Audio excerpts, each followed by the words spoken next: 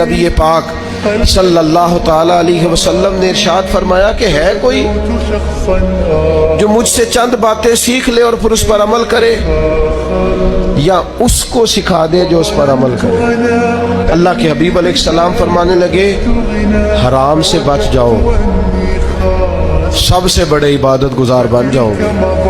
और फिर अल्लाह के हबीब अलैहिस्सलाम फरमाने लगे, जो रब ने तेरी किस्मत में लिख दिया है उस पर राजी हो जा, तू सबसे बड़ा गनी हो जाएगा।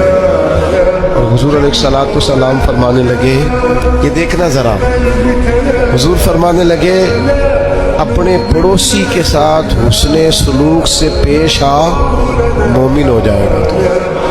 अल्लाह के हबीब अलैहिस्सलाम फरमाने लगे, जो अपने लिए पसंद करता है वही अपने भाई के लिए भी पसंद कर, तो मुसलमान हो जाएगा।